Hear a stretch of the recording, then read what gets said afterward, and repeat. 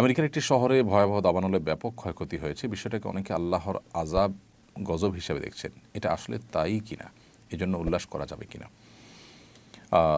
আমরা অনেকে ইতিমধ্যে শুনেছি যে আমেরিকার হলিউড নামক একটি শহরে ভয়াবহ দাবানল পুরো শহরকে পুড়ে ছাই করে দিয়েছে।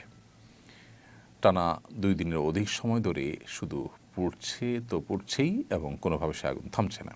যে শহরে এই ভয়াবহ অগ্নিকাণ্ডের ঘটনা ঘটেছে সে শহর নানা কারণে পরিচিত বিশ্ববাসীর কাছে, বিশেষ করে অশ্লীলতা, বিবাহ বহির্ভূত সম্পর্ক, হারাম রিলেশনকে প্রমোশন করা এবং অন্যায় অশ্লীলতার যে জোয়ার সয়লাব, এটার জন্য এই শহরটা নানাভাবে পরিচিত। মানুষ নানাভাবে সেটিকে জানে এই অশ্লীলতার সূতিকাগার হিসেবে। হলিউডের বিভিন্ন তথাকথিত অভিনেতা এবং তারকাদের ঘরবাড়ি পুড়ে ছাই হয়েছে। মানুষের মধ্যে যারা অশ্লীলতাকে ছড়িয়ে দিতে চায়, ব্যাপকভাবে বিস্তৃত করতে চায়, তাদেরকে আল্লাহ রাব্বুল আলামিন ভয়াবহ শাস্তি দিবেন বলে কোরআনে কারিমে আল্লাহ তাআলা জানিয়েছেন। এই যে দাবানল, সেটা তাদের সেই সব কৃতকর্মের শাস্তি কিনা এটা নিশ্চিত করে বলা কঠিন হলেও আপাত দৃষ্টিকোণ থেকে, বাহ্যিক দৃষ্টিকোণ থেকে এটি দেখে একজন মুসলমান সতর্ক হওয়ার যথেষ্ট কারণ রয়েছে, শিক্ষা গ্রহণ করবার যথেষ্ট কারণ রয়েছে। আমরা জানি যে ইতালির পম্পেও নগরী, এটাকে পাপের নগরী বলা হতো। পাপ, জুলুম, সীমালঙ্ঘন এটা এমন পর্যায়ে চলে গিয়েছে যে একটা পর্যায়ে আল্লাহ রাব্বুল আলামিন সেখানে ভয়াবহ দাবানলে পুরো শহরকে পুড়ে ছাই করে দিয়েছেন। এখনও সেই কয়লা হয়ে যাওয়া শহরটি ওইভাবে কয়লা অবস্থাতেই বিশ্ববাসীর কাছে এখনও দৃষ্টান্ত হিসাবে, শিক্ষা গ্রহণের উপাদান হিসেবে এখনও টিকে আছে। হলিউডের এই যে আগুন, এই আগুন সেরকমই কোনো শিক্ষাদায়ক, সেরকমই কোনো অ্যালার্মিং কোনো বিষয়, কোনো ঘটনা হওয়াটা মোটেও অস্বাভাবিক নয়।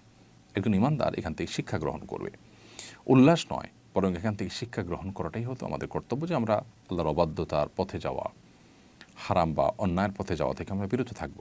আমরা যদি আল্লাহর অবাধ্যতার পথে যাই, আল্লাহর রাব্বুল আলামিন ছাড় দেন, কিন্তু একটা সময় আল্লাহ তাআলা পাকড়াও করেন। আল্লাহ সুবহানাহু ওয়া তাআলা ছাড় পেতে পেতে একটা সময় আমাদের কাছে মনে হয় যে না, আল্লাহ বোধহয় আমাদেরকে আর পাকড়াও করছেন না, কিন্তু একটা সময় ঠিকই আল্লাহ সুবহানাহু ওয়া তাআলা ধরেন এবং পাকড়াও করেন। এই বিষয়টি পৃথিবীতে বারবার বিভিন্ন সময় ঘটে, আমাদের ব্যক্তিগত জীবনের সময় ঘটে, যে আল্লাহ সুবহানাহু ওয়া তাআলা আমাদেরকে অ্যালার্ম দিচ্ছেন, সতর্ক করছেন, বা আমাদের কোনো পাপের জন্য আল্লাহ রাব্বুল আলামিন দুনিয়াতে নগদ শাস্তি দিচ্ছেন। আমরা খুব কম মানুষের শিক্ষা গ্রহণ করি, এই জন্য আমাদের শিক্ষাটা এখান থেকে গ্রহণ করা উচিত।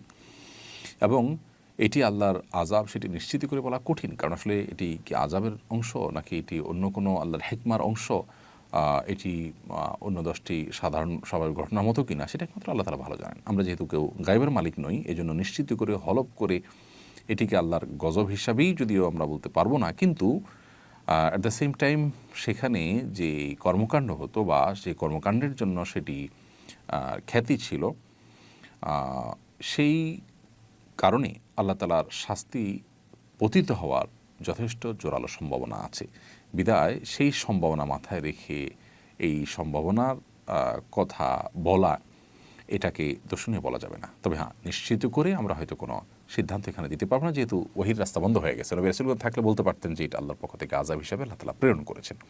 এখানে অবশ্য আরেকটি বিষয় গুরুত্বপূর্ণ, তা হলো আমরা জানি গাজাও পড়ছে, হলিউডও পড়ছে।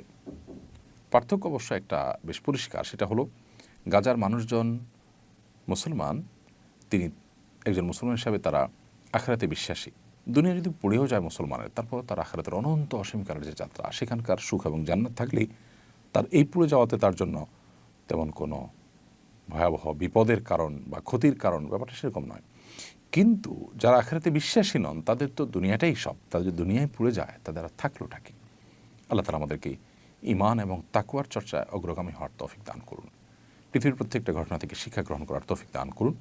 আমরা চাই হলিউডে কেন, পৃথিবীর যে কোনো প্রান্তে থাকা মানুষজন তারা আল্লাহর বাধ্যগত হন, তারা সঠিক এবং সুন্দর পথে আসুন, তারাও আল্লাহর বাধ্যগত হয়ে আল্লাহর নিরাপত্তার চাদরে চলে আসুন, ভালো থাকুন, সেটি আমরা কামনা করি। আল্লাহ তাআলা আমাদেরকে শিক্ষা গ্রহণ করবার তৌফিক দান করুন।